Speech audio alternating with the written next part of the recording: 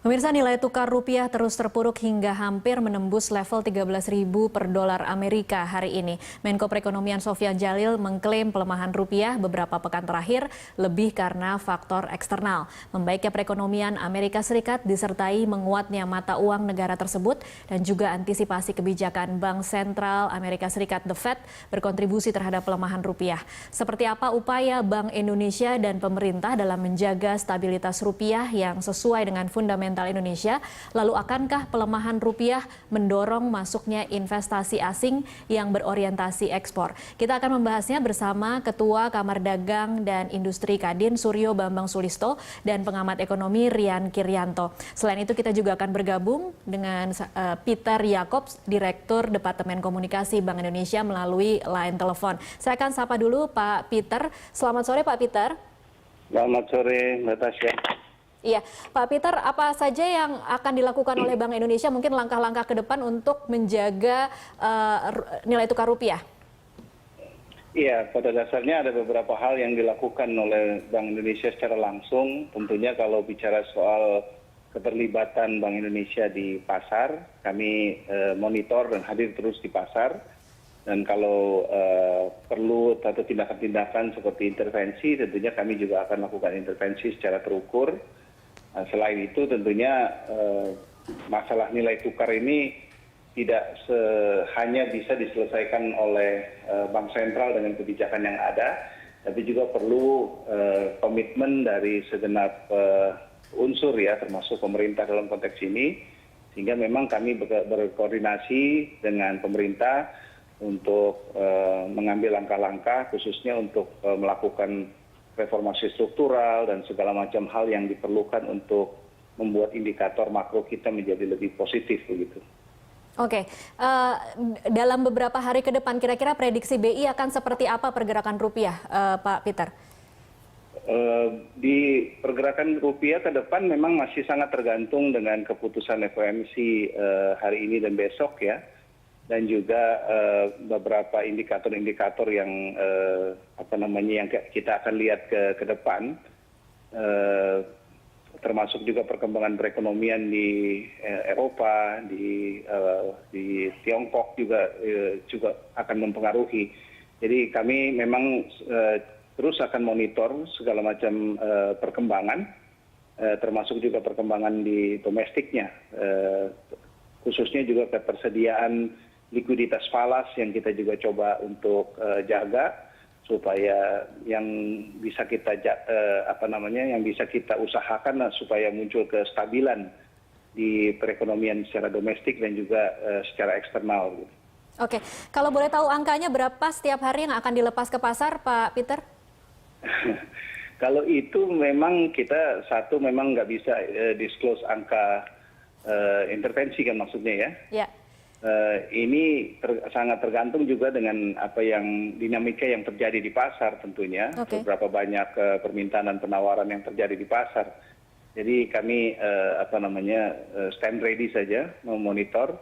Kalau diperlukan tentunya kita akan lakukan intervensi secara terukur. Oke, tapi cadangan dolar Amerika Serikat BI cukup ya Pak? Cadangan devisa kita sekarang ada sekitar 111,1 miliar dolar. Cukup untuk 6,6 bulan impor atau 6,4 bulan impor plus utang luar negeri pemerintah. Oke, baik. Pak Peter, ditahan dulu. Saya akan bergabung dengan narasumber yang sudah ada di studio. Ada Pak Rian, pengamat ekonomi, dan juga Pak Suryo Bambang Sulisto dari Kadin. Saya ke Pak Rian dulu. Kalau untuk menanggapi apa yang tadi sudah dilakukan oleh BI, sudah cukupkah ataukah perlu langkah-langkah lain? Saya kira dalam situasi rupiah kita sedang dalam kondisi pressure, respon BI sebagai bank sentral adalah in the market. Apa itu arti in the market? Artinya BI secara konsisten terus memantau pergerakan kurs rupiah kita versus US dollar. Ya. Yang kedua, betul bahwa langkah intervensi itu adalah jurus kesekian setelah langkah-langkah yang lain dinilai tidak efektif. Nah, tapi kalaupun Bank Indonesia mau melakukan intervensi, itu harus terukur.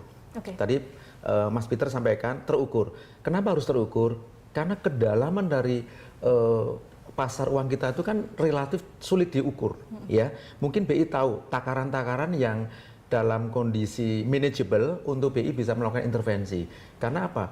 Kalau juga terlalu boros melakukan intervensi dalam konteks stabilisasi kurs rupiah, BI juga harus memikirkan posisi cadangan devisa kita yang beberapa waktu lalu sempat tergerus kurang lebih 600 juta dolar. Sementara untuk kita berharap dari proceed ekspor dalam bentuk devisa hasil ekspor yang nanti akan menambah pundi-pundi cadangan devisa kita relatif sulit.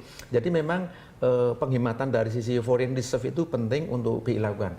Yang ketiga adalah saya kira betul, BI tidak bisa berjalan sendiri, bertindak sendiri dalam rangka menstabilisasi kurs rupiah kita. Siapa yang bisa membantu BI? Saya kira harus kolaborasi dengan pemerintah, ya, terutama Minister of Finance tentunya ya. Bagaimana kolaborasi dua institusi ini bisa memberikan market confidence. Apa yang bisa dilakukan oleh Kementerian Keuangan? Nah, kalau dari BI sudah oke, dari pemerintah adalah tadi yang disampaikan. Terus memberikan signal kepada pelaku pasar bahwa pemerintah do something. Tadi judul besarnya itu adalah reformasi struktural. Tapi itu kalau kita jabarkan itu banyak. Misalnya melanjutkan reformasi birokrasi, terutama birokrasi di kemudahan perizinan ya. Sekarang menggunakan pelayanan satu atap misalnya, bagus. Kemudian kita combat to corruption misalnya. Kemudian pembangunan infrastruktur secara masif dan berkelanjutan. Yang keempat misalnya langkah serius untuk kita secara bertahap mengurangi ketergantungan kepada impor. Itu juga penting. Kecuali impor minyak ya. Itu memang sudah dari sananya kita nggak bisa mengalihkan subsidi minyak itu dengan yang lain. Yang kelima adalah ya tadi kolaborasi mengoptimalkan forum koordinasi stabilitas sistem keuangan FKSSK untuk bersama-sama memantau bagaimana dinamika rupiah kita tuh di financial market kita. Dengan demikian action yang akan dilakukan itu benar-benar setidak-tidaknya meet dengan kebutuhannya. Gitu. Kita tanyakan ke Pak Peter. Pak Peter, apakah saat ini sudah dilakukan koordinasi dengan Kementerian Keuangan seperti yang dikatakan oleh Pak Rian tadi? Oh iya, jadi memang saya sejalan dengan yang dikatakan Pak Rian tadi. Memang kita perlu koordinasi dan koordinasi itu sudah dilakukan. Mungkin kalau tadi teman-teman media juga sudah perhatikan, kita bersama-sama tadi, walaupun mungkin Pak Mirza akan datang agak terlambat di press conference, tapi kita melakukan press conference bersama-sama dengan pemerintah untuk hal-hal yang memang kita sudah sepakati bersama-sama apa yang perlu dilakukan. Kami senang karena apa yang dilakukan Bank Indonesia juga didukung oleh pemerintah dengan berbagai kebijakan-kebijakan yang diambil, dan kita juga berharap sebenarnya supaya reformasi struktural yang memang menjadi satu bagian yang harus segera dikerjakan dan sudah mulai dikerjakan dengan reformasi energi itu bisa tetap diutamakan nanti hingga menjadi sesuatu yang positif nanti berkontribusi buat makroekonomi Indonesia. Oke, baik Pak Peter, Pak Rian, dan Pak Suryo, kita tahan dulu, nanti kita akan break, kita akan kembali sesaat lagi.